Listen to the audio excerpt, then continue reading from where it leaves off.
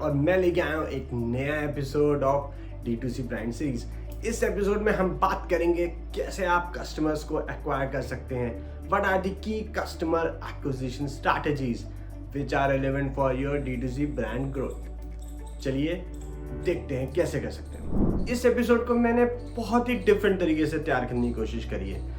In this episode, we are not going to only talk about which are the strategies which are performing for everyone, but also we will also take you कि कौन सी strategy कौन सी relevant है किस बार journey की stage पे। Because सबसे ज़्यादा गलती यही होती है कि हम करेक्ट बार जर्नी में सही strategy का यूज़ नहीं करते।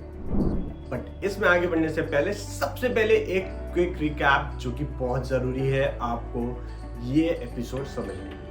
हमने बहुत एपिसोड पहले बात करी थी that you need to know your target audience. मतलब आपको पता होना चाहिए आपकी टारगेट ऑडियंस क्या है, बिकॉज आपकी टारगेट ऑडियंस ही डिफाइन करेगी कि आपको किस मार्केटिंग स्ट्रैटेजी का ज़्यादा यूज़ करना है, किसका कम यूज़ करना है और कौन सी बार जर्नी की स्टेज पे करना है। टिपिकली बार जर्नी स्टेज 3 तरीके की होती हैं। हम कहते हैं top of the funnel, middle of the funnel and the bottom of the funnel. Top of the funnel मतलब जहाँ पे हम ब्रांड अवेयरनेस की बात कर रहे हैं, ज़्यादा से ज़्यादा लोगों तक रीच करने की बात कर रहे हैं। कंसिडरेशन स्टेज मतलब जहाँ पे हम बायर की उन बायर्स को रीच आउट करना चाहते हैं जो बायर्स कोई ना कोई अपनी प्रॉब्लम्स के बारे में सर्च कर रहे हैं और आप उनके लिए कोई प्रोडक्ट या सर्विस डिलीवर कर रहे हैं।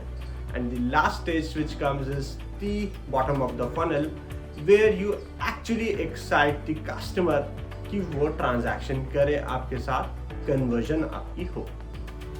अब जो नो योर टारगेट ऑडियंस वाला पार्ट है वो किसी भी एक्विजिशन स्ट्रैटेजी में आइडियली सबसे पहले है, क्योंकि अगर आपने अपने बायर का करेक्ट कस्टमर पर्सोना बना लिया तो आपको पता होगा कि आपके लिए क्या क्या चीज़ें आपको मार्केटिंग में इस्तेमाल करनी है। And most important, the no your target audience is actually your top of the funnel strategy, जहाँ पे आप कस्टमर के ऊपर बहुत ज़्यादा टाइम स्पेंड करना चाहते हैं, उनके ट्रेड्स के ऊपर, उनके पर्सोना के ऊपर, क्या लाइक्स है, क्या डिसलाइक्स है, वो कहाँ उनकी क्या प्रॉब्लम्स हैं, क्या वो ढूंढ रहे हैं, क्या एस्पिरेशन है, which typically defines the rest of the course of your. एक ब्रांड जिसने अपनी टारगेट ऑडियंस को एक कंप्लीटली अंडरस्टैंड किया and is one of the benchmark for D2C brands is the boat itself. Yes, boat जब launch हुआ था India में उस वक्त ये मार्केट एक बड़े बड़े जायंट्स के से भरी हुई थी, जहाँ पे आपके पास सोनी जैसे, सैमसंग जैसे बड़े ब्रांड्स थे, but they understood the target audience. उसके बारे में सही रिसर्च करी, सही प्रोडक्ट्स की फॉर्मेशन करी और उन्होंने मार्केट को इफेक्टिवली किल किया। सो अपने किस ऑडियंस को क्या प्रोडक्ट समझ में आएगा, आपको अपनी टारगेट ऑडियंस पता होनी चाहिए। आज बोट की एक यंग जनरेशन ऑडियंस है जो एक एस्पिरेशनल कंज्यूमर इलेक्ट्रॉनिक्स एस्पायर करती है, and that has went very well for the boat. अब हम आगे चलते हैं। अब इसके बाद जब आपकी नो योर टारगेट ऑडियंस थी तो एक क्विक रिकैप हमने ये भी किया था that you have to craft a compelling content, and crafting compelling strategy हमने ऑलरेडी कवर किया है। मैं उसका लिंक दे रहा हूँ, आप ज़रूर उस वीडियो को जाके देखिए। बट इसका क्विक रिकैप में आपको ये बता देते हैं that when you have to understand your audience and then you make the content which works well for your audience. You try to make the social media posts, the blog posts, the videos, short videos, podcasts or anything which can essentially solve the problem of your customers.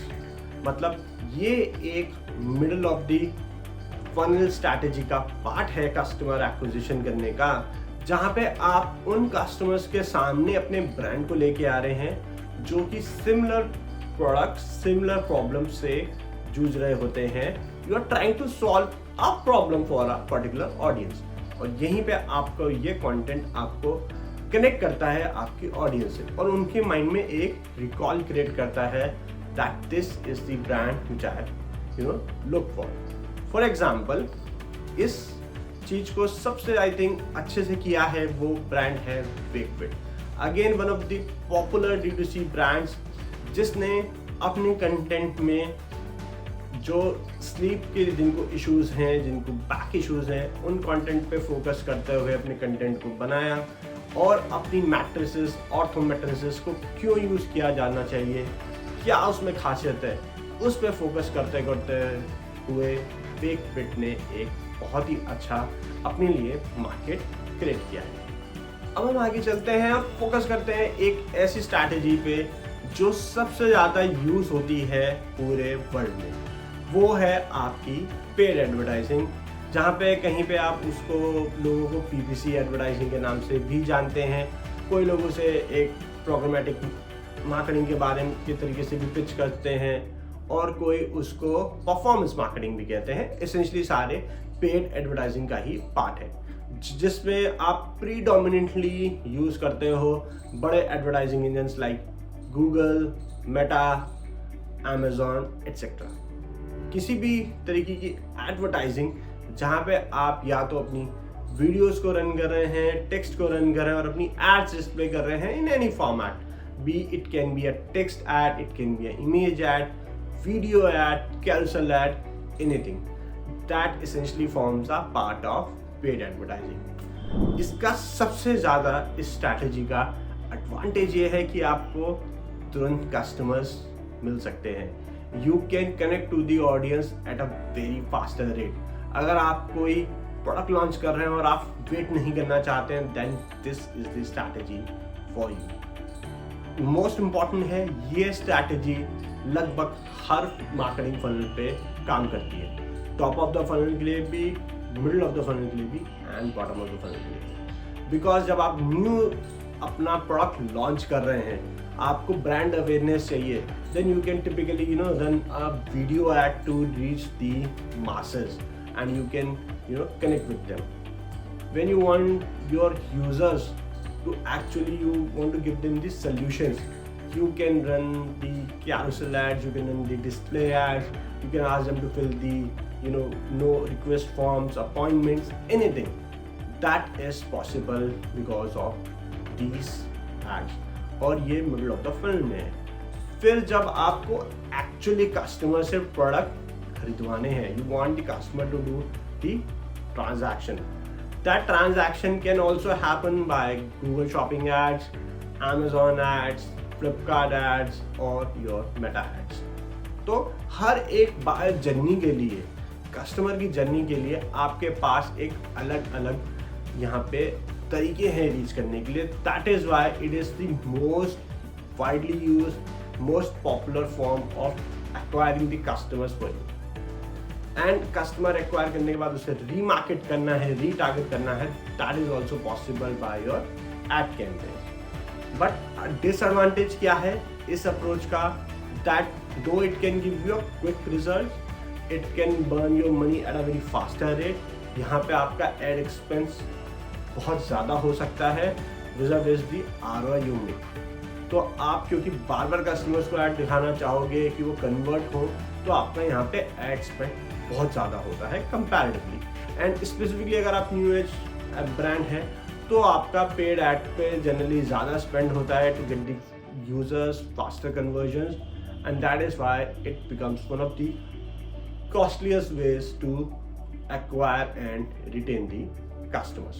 But yes, still it is one of the most effective ways, क्योंकि आप 2 साल wait नहीं करना चाहेंगे brand को बड़ा होने के लिए। You want the brand to grow, you want to test the market at a faster rate. So that is why it is the recommended way, but with a little caution. अब हम बात करते हैं एक ऐसी एक्विजिशन स्ट्रैटेजी की जो again बहुत ही पॉपुलर है D2C ब्रांड्स के लिए, and I also personally recommended, and that is the influencer marketing. Influencer marketing क्या होती है, इन्फ्लुएंसर्स कितने टाइप के होते हैं, that I have already covered in my one of the previous videos. But उसको यूज कैसे करते हैं, that is what I am going to talk about it. अब इन्फ्लुएंसर मार्केटिंग का भी पहले तो आपको ये समझना है, ये आपके लिए कंसिडरेशन स्टेज के लिए मोस्ट इफेक्टिव है, जहाँ पे आपका ब्रांड एक डिसेंटली पॉपुलर है, चाहे थोड़ा सा यंग भी है बट एक डिसेंटली पॉपुलर है, थोड़ी सी अट्रैक्शन है। Now you want to reach to the audience where you want कि एक ट्रस्टेड बंदा हो.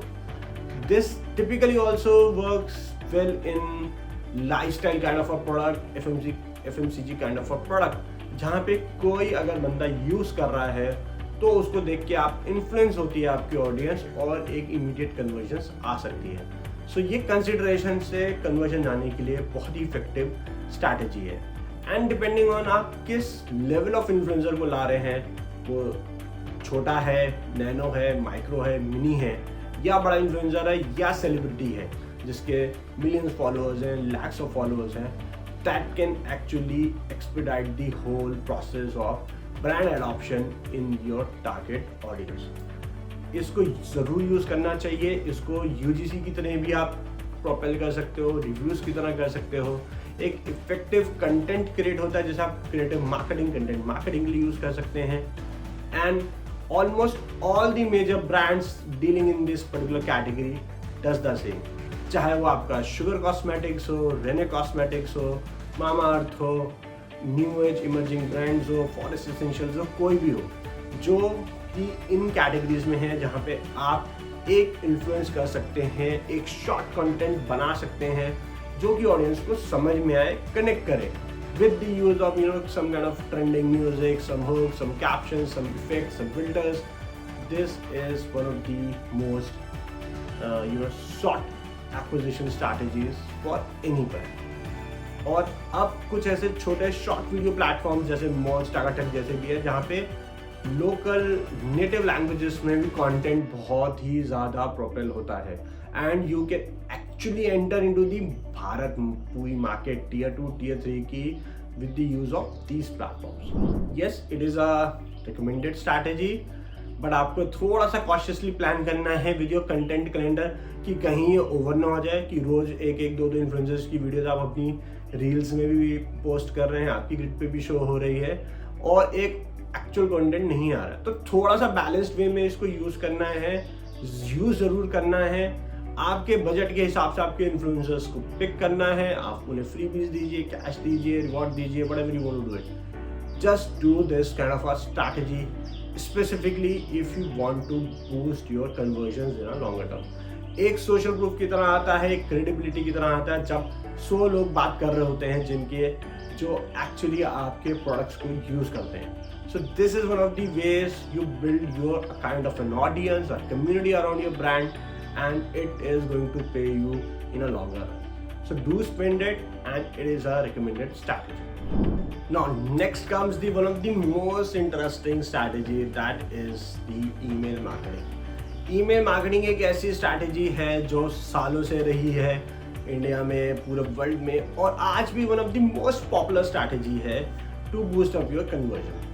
आप बहुत ज़्यादा कन्वर्जन के चांसेस बढ़ जाते हैं आपके यूज़र के if you are sending a personalized mails to your users, you are sending them regular reminders about the upcoming sales, you are giving them the exclusive discount coupons, you are informing them about new launches, everything.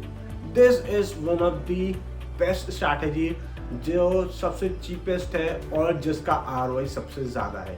Most undermined, but you have to do it very cautiously. If you work it on a data which is available in the market, तो आप भूल जाइए कि email marketing आपके लिए काम करेगी. आपको कस्टमर्स एक्वायर करने हैं बाकी स्ट्रैटेजीज से और उनको यूज करना है ईमेल मार्केटिंग के थ्रू कन्वर्ट करने के लिए, because email still one of the most widely used ways where all the personal and professional audience is there. हर तरीके के एज ग्रुप के लिए ईमेल मार्केटिंग सबसे ज़्यादा बेस्ट है. किसी भी नेचर ऑफ बिजनेस के लिए बेस्ट है, किसी भी प्रोडक्ट टाइप के लिए बेस्ट है email marketing. And if you're doing a correct use of marketing automation on your Shopify or WooCommerce stores, तो आप एक automatic reminders, abandoned cart reminders, exclusive discount coupons, recommendations, everything you can send it across. तो ये strategy का आप use करिए थोड़ा सा automation के साथ और आपकी growth, brand की growth effectively बढ़ती जाएगी.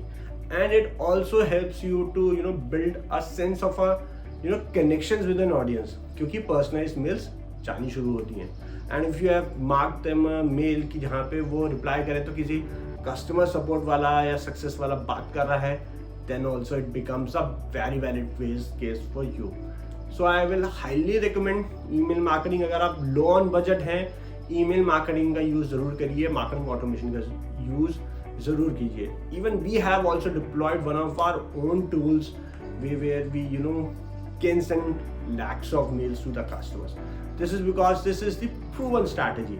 यहाँ पे आपको 100% तक का ROI भी मिलता है जो आपको किसी भी और स्ट्रैटेजी में नहीं मिलता.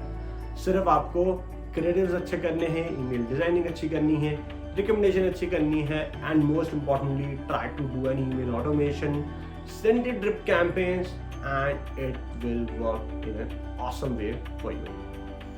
बहुत सारे ब्रांड्स रिस्ट्रिक्ट करते हैं, होल्ड अप करते हैं कि ये शायद वर्क नहीं करेगी, बट येस इट वर्क्स. अगर आप आउटसाइड डेटा पे वर्क कर रहे हैं, शायद ये वर्क नहीं करेगी.